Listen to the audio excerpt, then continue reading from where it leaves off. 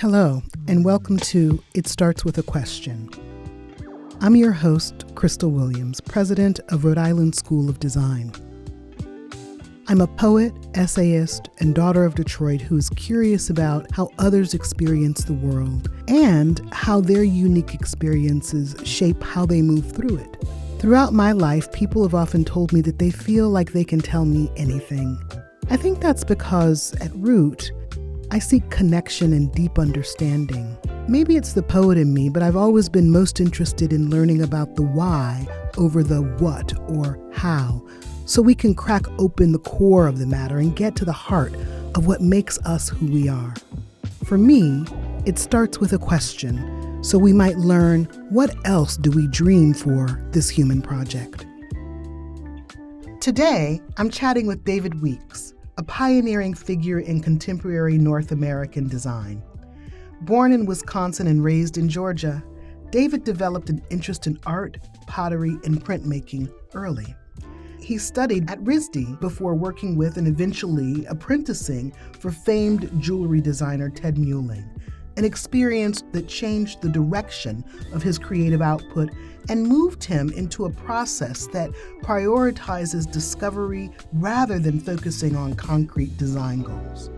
In addition to his highly regarded and sought-after lighting and products, David creates furniture, textiles, home goods, and wooden toys with partners including Rowland Hill, Moroso, Tala, Habitat, and Areaware, among others.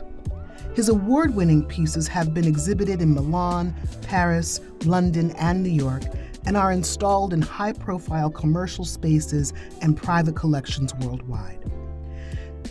David was also awarded the prestigious Roland Rome Prize to realize a project called Movable Beasts, a collection of large-scale toys and artifacts which exemplify his curiosity, sense of humor, and delight in discovery.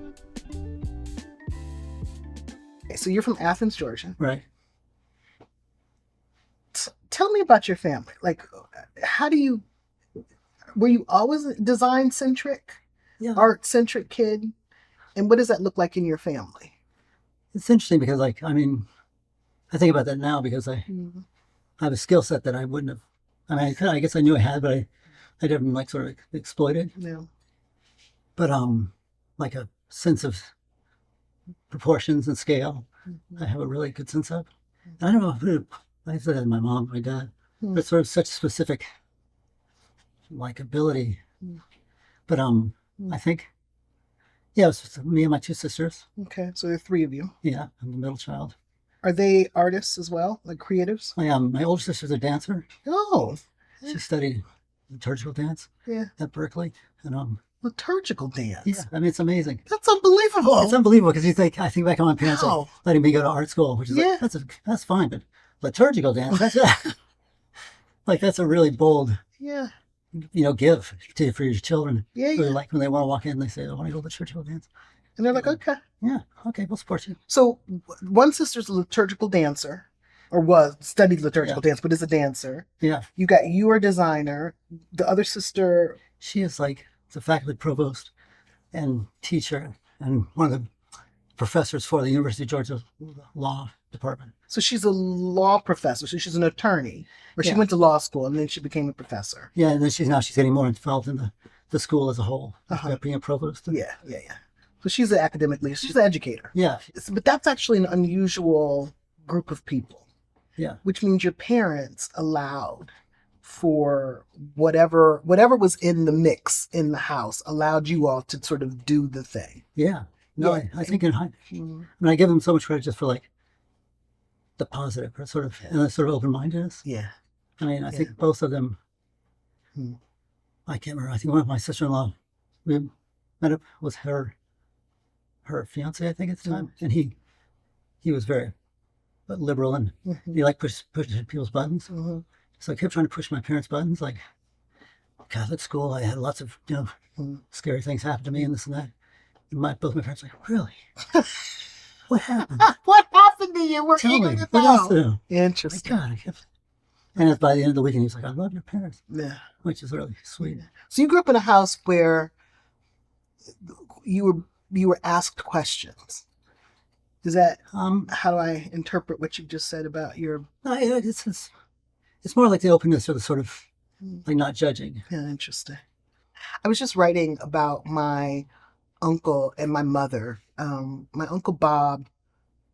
I have incredible inheritances, and one of them is both my mother and my uncle had a habit. My uncle's still living, so have a habit of saying, "Sweetheart, I don't understand that thinking. How did you come to think Oh, that?" that's great. Yeah, and then actually being quiet Right. and Right. listening to the answer. Yeah. And if it still doesn't understand it, sort of unpack a little bit. That's so special. It's a deep inheritance, right? Because it just trained me to both unpack Right. and think deeply and listen and not judge. Yeah. Respect. Yeah. And respect. Yeah. Yeah. No, I think that's totally crucial. Yeah. Because I think all the little subtleties people can see through so quickly. Yeah. We as human beings can be like, Yeah. this person kind of, but he's really thinking about something else. You can kind of tell that they're not really there. Or they're Yeah. there. Yeah. So if you can be present and really listening to somebody, Yeah. that's a huge, huge inheritance, as you said. Is this something that you've inherited from your parents, this sort of openness? And so, is it? I think so, yeah. Yeah. Yeah, because I think they both were, in their own ways, they both had this great quality. Like my mom, at our wedding, by the end of the night, she knew everybody's name. And then she was in the receiving line before dinner. Yeah. She was like, "Hi, Judith. Hi, Susan. Yeah, Mark, it's so great to see you." Yeah. And I was like, "You only had a half hour. How'd you get to like all She's the like, I names?" know all the people. Yeah, Yeah. so she's amazing. What is her name? Jean. Jean. Yeah. Yeah. And so, okay, so if you've got this openness that you've inherited from your folks, do you think it informs or impacts your practice, your design, like how you think about creativity? Yeah, I think Yeah. it makes it more of a public act. No, I think it's like, yeah. I think I'm being in Brooklyn in 1991, whatever it was. Mm. And when there's still the manufacturers were out there spread around Williamsburg and, into Bushwick and stuff.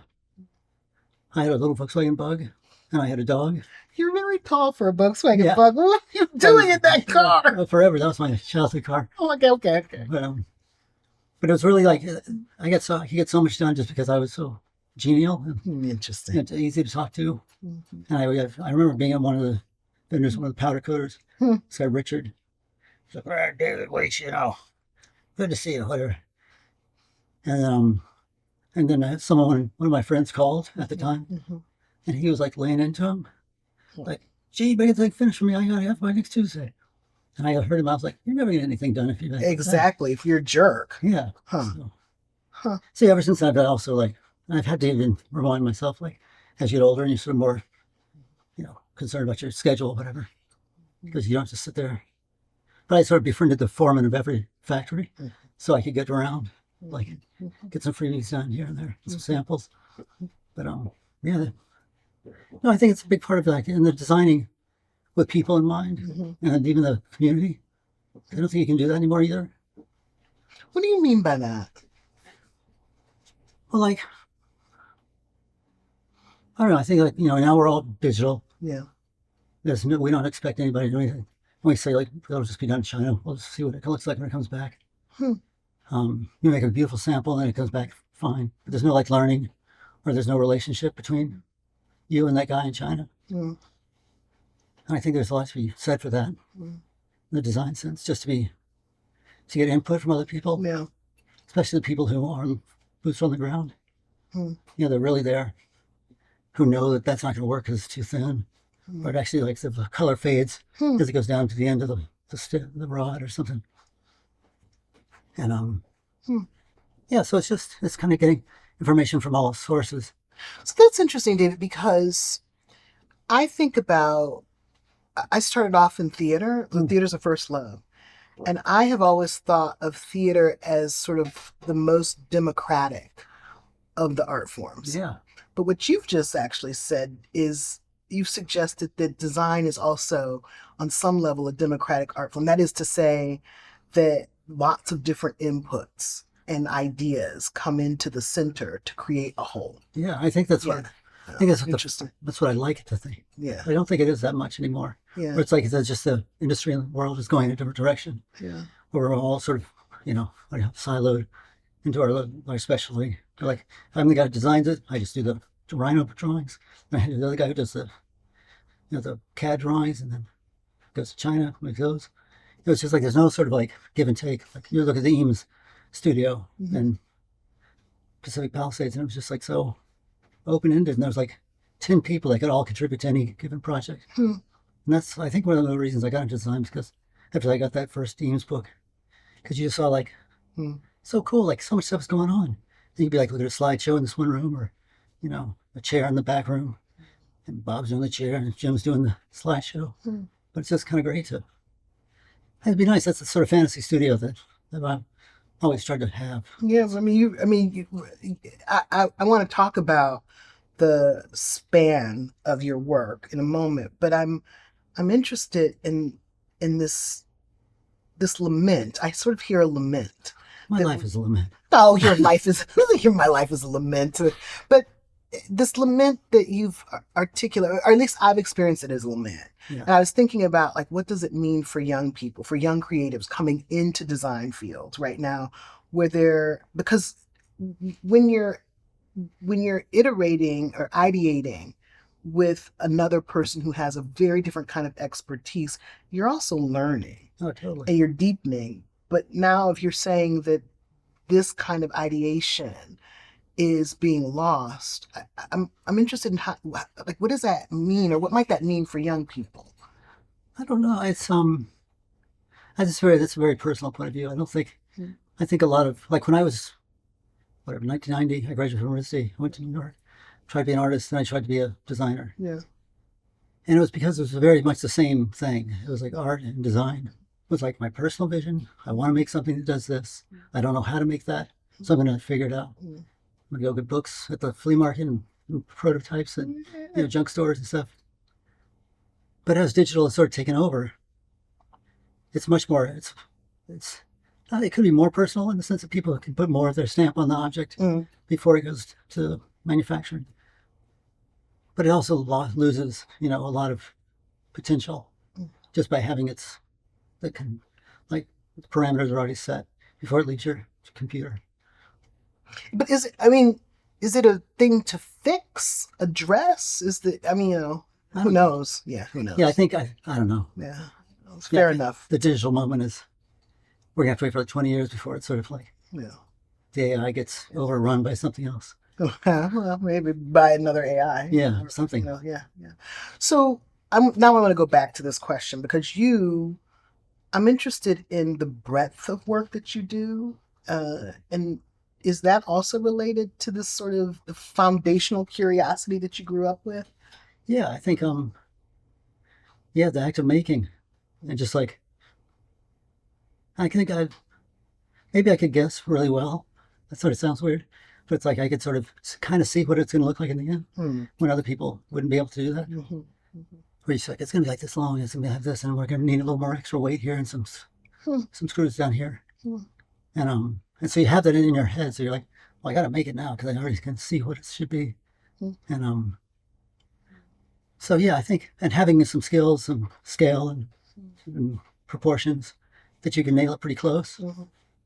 There's one point where I was someone was like, you should make models before you make the first, because I would just always like go, I'll just make one. You make the first one. And if it was to scale, it would actually work out pretty well.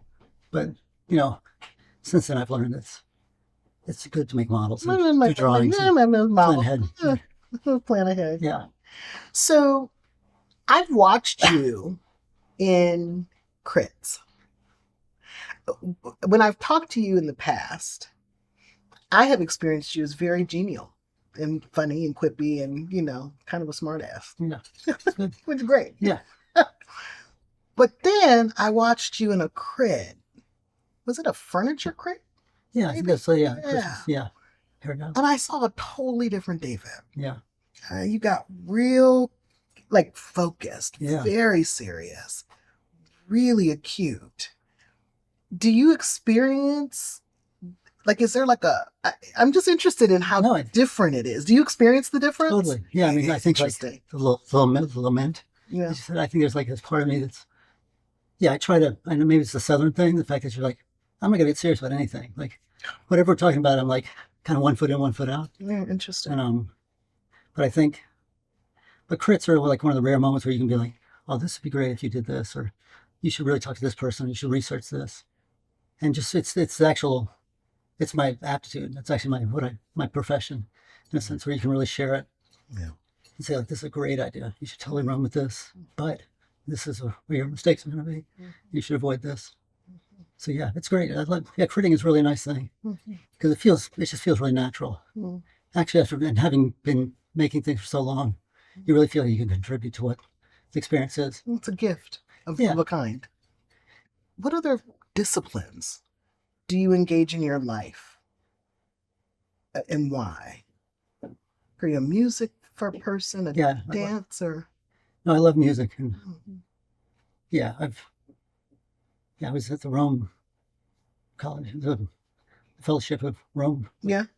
And there was this one woman there who was like really into dancing. Yeah. And it was great to hang out with her because she was like, no, we have to go dancing tonight. And you're like 55 years old and you're like, where are we going to go dancing? Yeah.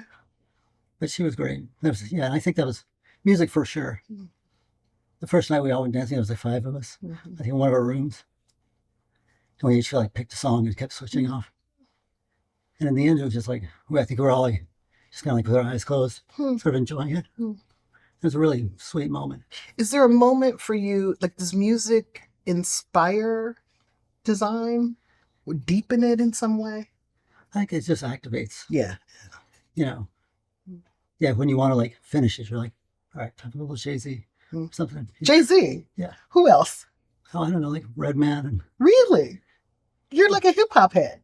I am. I love that. That's the best. It's like that 90s hip-hop. So, okay, Jay-Z, Redman. Who else? What's it? Well, Roots Maneuver. That's great. I don't know that. They're London. Oh, interesting. He's fantastic. Yeah. And Method Man. Yeah, Method. Yeah. Yeah. Yeah, it's like that sort of, that period, it's always, I mean, all of the classics, and it's amazing they've all kind of come back and now being appreciated. Yeah. Like LL Cool J. Yeah. I think I was like 16-year-old. Yeah. He was like there at the very beginning. I didn't realize how young he was. Yeah, he was just like, somebody told me they saw him walking down Canal Street in like 1987. Yeah. With his shirt off, just like, who is this? He's like, it's Superman. Built. Yeah, exactly. He had his whole attitude, Yeah. like, just like, I just love that. So you're hip hop, and so music is for you a thing. Any other kinds of art that you engage? Like art in general, like fine arts was which I studied. Yeah, you studied fine. And I love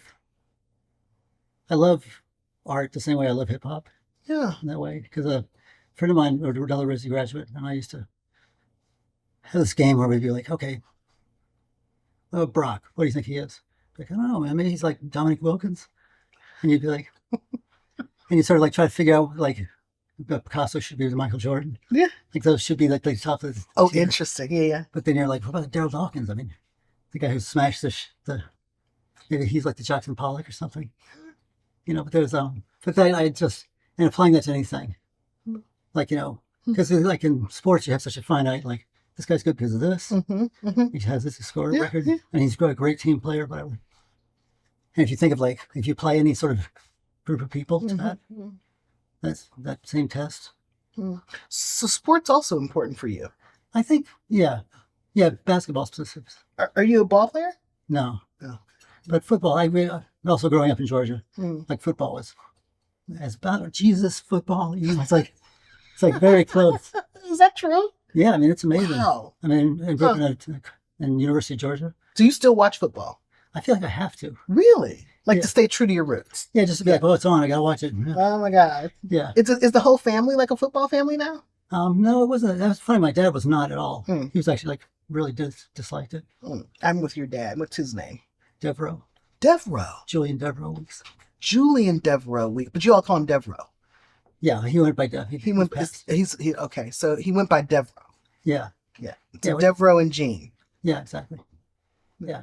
Oh, so cute. I'm with Deborah. I don't know the football. There's so much violence. It's very violent. Yeah, and he's also like locker room talk, whatever. I don't need to hear that. I guess the whole like sort of sports lingo. They kind of go back like for our A game today, we knew if we committed and followed through on our plan, we'd win this. It offended his sense of like. Oh, he was just like, that's just boring. So my mom was like really like, come on, let's get this. Oh, she was really like, really. She's like, oh, and we always. I think Dallas and Atlanta would always play in the playoffs. There was a few years there where they'd always like pass each other. She into it. And she'd always have to call my uncle or her uncle. You know, be like, I can't believe you got us this year. I thought we had that one. Okay. It was cute. That's amazing. Yeah. But That's great. I love that. And she would be sitting even later in her years, she'd be in that room, TV room, and you hear her back there like if you're making dinner. But she good. I love that spirit. Yeah. She's incredible. Yeah. How lucky you were. No, I think more and more. Really they both passed, and so yeah, they were so special. Yeah. You kind of wish you. I mean, it's obvious. So this all the trait, things you have to say about your parents. You should have more time and stuff. It's because it's true. Yeah. Well, the older we get, it is true. Like I experience this. The older I get, the more I am able to appreciate. Yeah. Is there a moment when you look back, and I have all these questions about like these moments of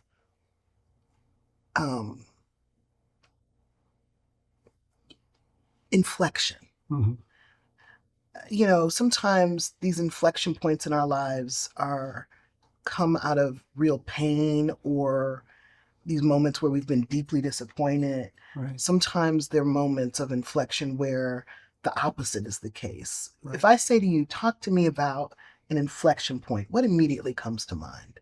I think of the point where I made the first product, like the ashtray I made for X Large. I don't know if you ever saw it, but it's like this, the gorilla head. Yeah. And it was a cigarette thing, so it kind of died out for about 10 years, but now it's coming back. Now it's coming back. At the incense world. But it's a skull that like lives on the skull of a gorilla. And sort of, the smoke kind of flows out of its nose. And but I think making it that same moment, like the most extravagant mobile for a very wealthy family, and then making a gorilla head ashtray at the same time.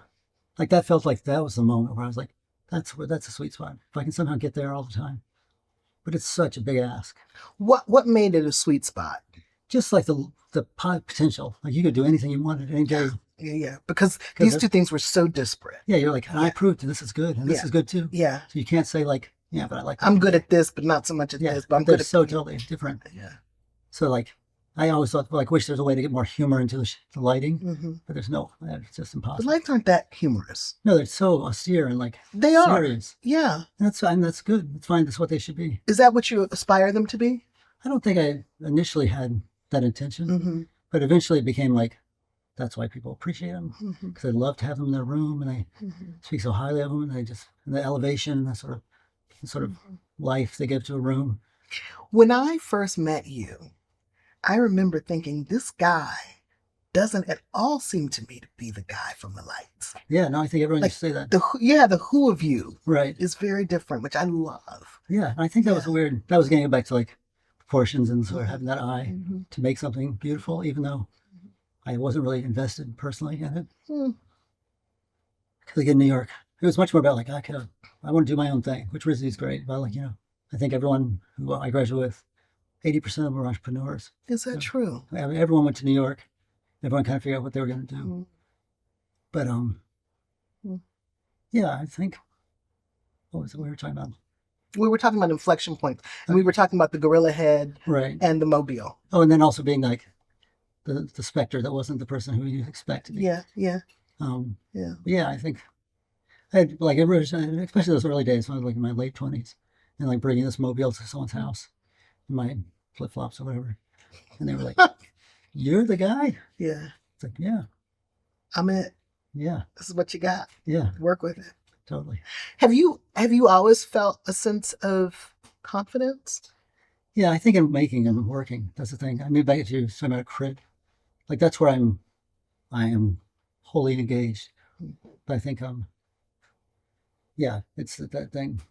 That's a gift though too, because I talk to a lot of folks, and many artists are not that confident, right? It takes many, many years, and some never. Like some are always. I mean, at last year's commencement, Rose B. Simpson talked about imposter syndrome. And she talked about it beautifully. She said actually that she embraces it because it's the thing that continues to have her reaching and aspiring to and learning and growing. That's totally, I totally agree. Yeah. Yeah, because I mean, just like, I think as even having students and you sort of, it's one of those things in paintings where you see like, someone does like a wash of color. And you're like, come on, where's your attitude? And it's like, hey, whatever you do, like at least push the put a dot or something, do something. Get something like a scribble or something. Something. Or just push harder or something. Or just decide like from here to here. Like whenever people draw like this, I'm always like, oh, come on, just like draw like the line. Because, and then also never be afraid of it. You know, if you made that line, then that's the line. You don't ever go like, oh, I messed it up, I ruined it. It's like, I think Dean Richardson, who was my painting teacher, was like, the thing you want to do is when you get to that point in a painting where you feel it's really good, you want to destroy it. That's interesting. Because it was like, because you just, otherwise you'll just constantly be like, oh, this is a good painting. This is a good painting. And you'll just keep the ones you like and you just believe in that. But he was all about like, you know, you're so young that you need to destroy like several years of paintings before you start really getting into it and start understanding what you're doing. So that's interesting because in my discipline, there's this sort of, is it an axiom, I think, which is, you know, kill your babies.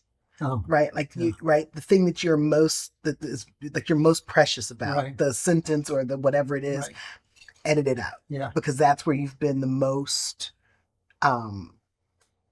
the easiest with yourself, the most, I can't think of the word. Yeah. Well, so you hang so many things on that moment. Yes. It's like, this is when I was really good. This is when I really nailed it that day. Yeah. But it's like, just, you got to keep moving. You got to keep. Like, so talk to me about applying painting to design. Well, I think painting is such a good artistic model for creation. Where you start with a white thing. The rules are all set on that. You know, you can, like Ricky Obindo, sorry. I mean, you know, some people make like, or deal with the canvas in some way. But for the most part, everyone just like starts with the canvas. Even the size of it is like, people like, I like squares, right? Rectangles. And then you paint, you kind of put more stuff on, and first you got to fill the whole thing up just so you can start working with it. Which is kind of like, you know, getting your sandpaper and wood together or something.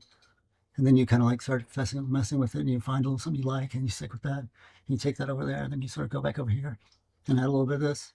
But the whole time, if you're on your game, you're sort of like, you're seeing this whole thing at the same time. So you sort of like see something here and here, and you kind of, and so really it's like, I think it's the closest thing I've ever done to like athletics, drawing as well, where it's like, oh, I nailed that one. You know, it's like, you know, it's like the only thing that's really can like define like, that was really bad. I really sucked that time. Yeah. But you're in the zone. You know, you have all these sort of opportunities to kind of totally commit. And if you're not committed, you're really like half-assing it. You're like, you might as well just give it up for the day. Yeah. I was like, or do you still paint?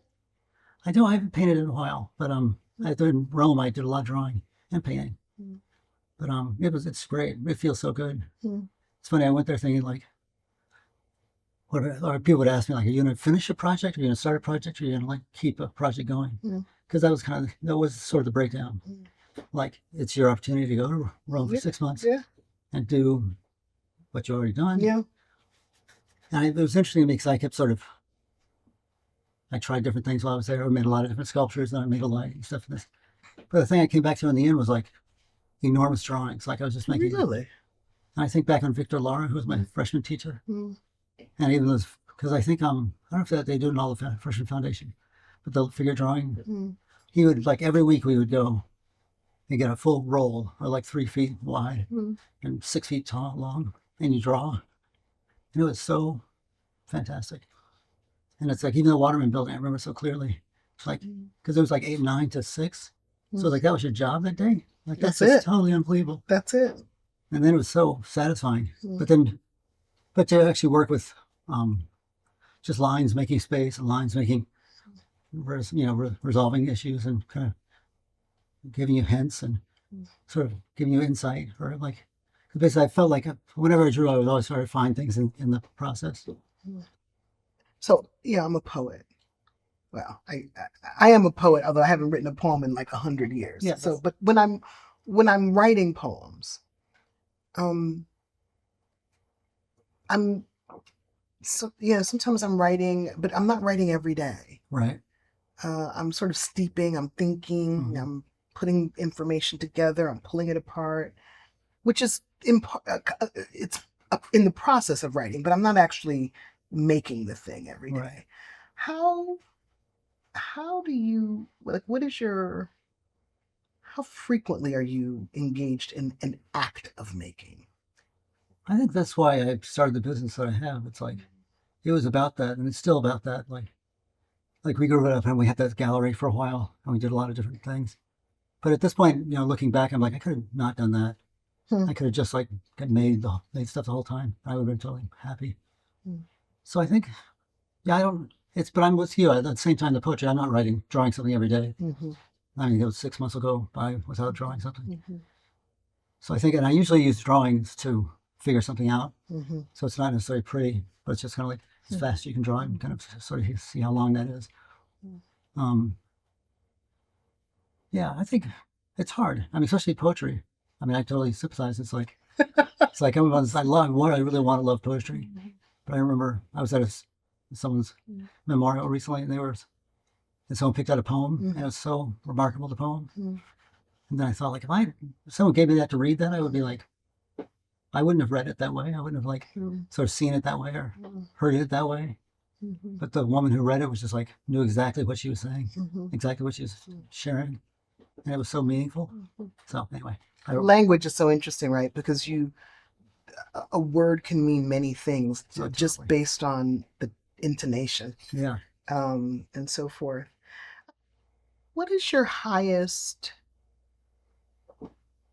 advice for a young person today? It's hard. It is hard. Because it's such a weird moment. And my kids are the same thing everybody's kids are going through. Yeah. Like the education, like we were talking about earlier. How, like, you're not getting the whole picture. And so if that's going to be how you live, that's going to be your responsibility to get the whole picture and find a place to actually get it and believe it. Well, what you're talking about is an education system right now that is not the education system you and I grew up with. Yeah. They're just not, many students aren't learning sort of basics. That's what you were saying. Yeah, exactly. They're just more like a modified version of what. Yeah. But an alternate reality. Yeah, exactly. Between that and digital and sort of people not having interactions one-on-one, but having these incredible relationships online, which my younger son, it's like amazing how many people he knows, what a community he has. And they all do something. They all come together like once a month to talk about stuff, which is great. Really? Oh yeah, that's interesting. Yeah. Huh. So, but his commitment to those people, I'm always like, well, who's that? And it's like, well, that's Jim or whoever. Like, has he seen those people? He's seen a handful of them. Some of them. But a lot of them are just like this person that he talks to wherever, and they like the same things. And he's a good kid, so he can kind of edit. I think initially when he first started doing it, we were like, who are these people? Yeah, exactly. But he's come a long way, and like I think he can tell who it is, and he also has like a perspective on it. But yeah, I mean, you put all those things in the same cauldron and you mix it up, and it's like there's so little to hang on to as a young person right now. Yeah, it's not like that's like in sports. Everything is sort of like kind of too hard to access, or like you're sort of, or where you are, there's already sort of guidelines around it. I think like the digital world is so sad that it's like you can make something look exactly right. It looks perfect. You can do rendering, you can do 3D print. That print looks great. But there still is never that moment where you like broke it, or you sort of like, I don't know, maybe computers will be able to do that, but I bet for the most advanced Rhino program possible, that knows exactly the calculations for a 1/4-inch piece of brass. Can they? It probably does a bit. I'm probably like an old man, honestly. But I feel like just like the amount of energy it takes to break a stick is probably more information than they have that featured in the sort of materials aspect of a rendering program. Let me say, the art that I most appreciate is art in which there is some kind of discovery that is deeply predicated on the human experience. Yeah. And it either asks me to discover or itself has discovered and it is outing its own discovery. Right. On some level. And I don't know. And the discovery is often, I mean, when I'm writing, it's kismet. It's pulling these unlikely things together, and through that comes something, and the human in me is the thing that actually can identify. Yeah. And I hear you when you're saying, when you're using this, like if you break the stick, what do you learn? You're learning something about how your tricep actually it feels, like, I mean, you're going to stick here or here. Exactly. So, that's knowledge. That's knowledge. And then you use that in some productive way in service of the art. So, I mean, how do you think about that then in relation to AI? I mean, there's just a lot of angst in the world right now, particularly among the creative community, right? Yeah. So how do you think about that in relation to AI? Yeah, I think, the first day of class, I think I was telling you I was very nervous. But the one thing I think I did explain was like, there's this thing that I've always noticed, like if you flip through a magazine or a book and you just like see the edges of the paper lying by and you stop at the end and you think like, I think there was like a stool in there that had like this wheels on it, or there's a dog that had like a hat, or you like kind of like stop for a second and just interpret like all the things you just saw. And then you go back and look for them and you're like, oh, that wasn't what that was at all. That was like a washcloth on the ground. But at that moment you saw it. But I think there's this instant moment. It was like when your eyes see something before it gets to your brain. Yeah. That's incredible how much happens. And like, it's basically AI. It's sort of, how fast can your brain kind of computate what it's seeing? So it's the same thing, but it's like, but I think the human, I don't know if this, the AIs have to learn, they have to grow up and have enough experience so they can, have their own reflective moments. But I love that moment where it's like your brain is like popcorn, whatever, just throwing out, and you just like observing it's so fast. But so I think so I keep telling my students, like, that's where you want to be. That's where the spot is. You can grab it. If your idea can come out of that moment, then it's like you're way ahead of the game, because that idea is much more sort of alive and unknown. But unknown because that was like from your own memory or your own reaction, your own humanness. Yeah, exactly. Yeah, in your own brain, like putting those things together, because it's such a great. I mean, the brain is awesome. I mean, the human body is so incredible. It is. And it's just like, I think like I'm not to keep on the sports thing, but I mean, just like the physicality of humans and the ability, like you think about walking up these hills in Providence, it's like that's pretty tough. Yeah. But then play like 2 hours of the same game every 3 nights. And at the end of the game, you're just like not even panting. Yeah. It's like this incredible, like, how did you even do that? Yeah. Like if I was on any sort of sports team, I'd be like, a sports team? Are you kidding me? Right. I get up half the hill and I have to stop and pretend like I'm checking my phone to get my breath back. That is. I've been looking for more excuses. So that's a good one. Yeah. Oh, I gotta check this out. I gotta check my phone just to make sure nobody is trying to get me. Right. While I get my breath. Yeah. Oh my God. Yeah. What is, David, I don't know, what is your biggest joy right now? It's bringing you happiness. I don't know. It's again because of the lament you mentioned. Yeah. I feel like I'm much more in a sort of lament phase because of age and mortality. And I've been saying to friends like, no one told me about the 50s. That's true. Like 40s, you're like, kids grow up, they go to college, and they go out. And then when you're 50s, you kind of get your life back. If you remember hearing someone say that. So you're like, oh, yeah, so you're just cruising like in the year 51, 52. It's like, yeah, this is great. Like, I got everything worked out. Then all of a sudden, like, your mother dies or your sister has a problem or your friend Mm-hmm. cheats on somebody, or like, it's like this thing where these real things happen Mm-hmm. and there's no time to resolve it.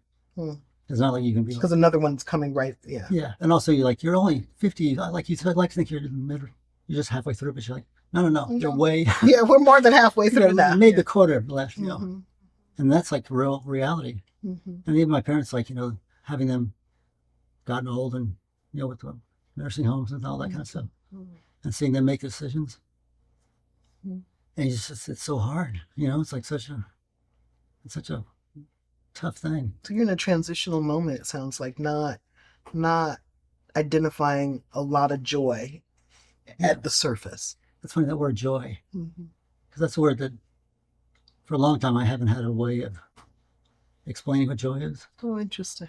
And not like it's a bad way, but it's like fun. Yeah, I can talk about fun. Mm-hmm. Exciting, I can talk about exciting. But joy, that's a really hard one to like capture at this age. Like, I had joy. I loved that moment so much. Except for, man, you look at these socks. That's joy right there. Those are joyful That's socks. Those are joyful socks. Yeah, exactly. I should get that. Yeah, look, Well, that's great. do you find joy because I know there's a lot of people who do. Like, Yeah. joy and like flip flops, or they got these fuzzy slippers from Target that they never. Didn't Oh, I just got some fuzzy Birkenstocks. Oh yeah. We were in Houston, and we went into that Birkenstock store, Right. and I put those damn things on, and I was like, "This is it." Are you kidding me? That I am. But it is also the case that temperamentally, Right. since I was an infant, Yeah. joy for me is that close to the surface. Oh yeah. Yeah, That's great. I pretty easily access joy. And that's, you think, your parents, or that's like your own? I think it's well, my parents were brilliant, and I was so fortunate to have them. So there's that. I think it's endemic. What I will say is that most people who know me, like who know me, Right. don't like is president or whatever, don't Mhm. actually know that. Yeah. Huh. Yeah, but privately, I'm pretty joyful. Yeah, but I think to really sort of access it, like in that way, Yeah. because I know there's people who can, like children are obviously joy. They know joy very clearly. Yeah. I don't know when that. They don't cover it. They haven't yet learned to cover it. Right. Right. The joy is sort of like this innocence. That's Yeah. it's not like sort of calculated. There's Yeah. no such thing as calculated joy. Yeah. It's Yes, that's right. Yeah. You have to be like, wow, that's amazing. This now. is My amazing. heart is exploding. I can't understand this. The other thing for me are dogs. Oh yeah. Any dog, Yeah. anywhere. Yeah. And so when I'm actually blue, when I was working at Reed, if I was upset, Yeah. Reed was a dog campus, so dogs Oh. everywhere. I had a little dog path. Oh, that's And so for an hour, I would move from dog to dog to dog to dog. Hmm. And that was what was like a salve. right. So if I see, like literally, if I see a dog, all I have to do is see a dog. Right. And if I'm talking to you, I actually may just, because Right. they just are like, Yeah. there's something profoundly joyful about them. to me. Totally. Yeah. No, we have a dog who yeah. What is her name? Mac? No, sorry, that's my Milo. Milo. Yeah. And what kind of dog is she? She's like an American black dog. She's a mutt dog. Yeah. Milo, the mutt dog. I'm trying to push that new breed. Yeah, American what? American black dog. I actually love that American Yeah, black instead of dog. short-haired pointer. Yeah. Yeah, if you say it quickly, everyone's like, American oh, black dog. hmm. Yeah. I hadn't heard about that. Where'd you? It's actually brilliant. I'm going to start using it. Yeah. American black dog. And one of the things I love about them so much is they are purely themselves. Right. Yeah. Unapologetic. I like people like that. I like dogs like that. I don't want to talk to you. I don't like the smell of you. Right. So I'm not going to come over there and wag my tail with you. Right. Or I love you, person who I literally just met. Yeah. I think you're the best thing ever. I'm going to lean on you. Right. And I'm going to give you a kiss. Totally. It's just is the best. And Milo has a thing where she'll see somebody from just and be like, hey. And like, the person that you're like, I'm sorry, she wants to say hi. Yeah. But she's like dragging me over. She's like, And she's like "Please let me say-" stretching, like, Really? And you're like, you're not supposed to do that. You're not supposed to jump up. You're not supposed to. Oh, she stretches on the person. Yeah, she's sort of like sort of puts her hands on their chest and like. Really? And like a lot of people are into it, a lot of people are not into it. David, thank you for talking to me. No, this has thank you. been so lovely. It's been great. Yeah, it's great to get to actually sit down quietly and get into your head a little bit. Absolutely. I don't actually buy this whole joy is not that available to me. I'm gonna mull on that, but Okay. No, I think you're right. It's like my therapist would agree with you. yeah. It's not so bad. It's not so Yeah. I mean, yeah. I don't. I think when I experience you, I experience kind of levity and. No, that's what I want. Again, yeah, like having that moment in RISD at that period where it was like so open, like it's so free to come from Georgia up to Providence at age 17. Transformative. Yeah, like miraculous transformation. Hmm. And then just like open up and draw big drawings as big as they were, and like make things and then just keep making things. No. The equipment, the toys, the people, everyone. I'm giving a big shout out to RISD. Well, and that gets you to have a gorilla ashtray. Yeah, exactly. And a mobile. I can do all. Yeah, exactly. Yes, thank you. Yeah. It's been lovely to It's talk been with great. you, my dear. Thank you again, David, for joining me for this conversation. It's always such a delight to talk to you. And as a fellow dog lover, I will be forever grateful to you for naming the American black dog as a breed, much beloved as they are. Thank you also for sharing about the places where we find joy in all of our life stages and reflecting on the value of leading with wonder. Join me next time for more inspiration and insight on It Starts With a Question. In the meantime, keep up with David at David Weeks Studio on Instagram and follow me on Instagram at Crystal Ann Williams. Learn more about RISD at risd.edu.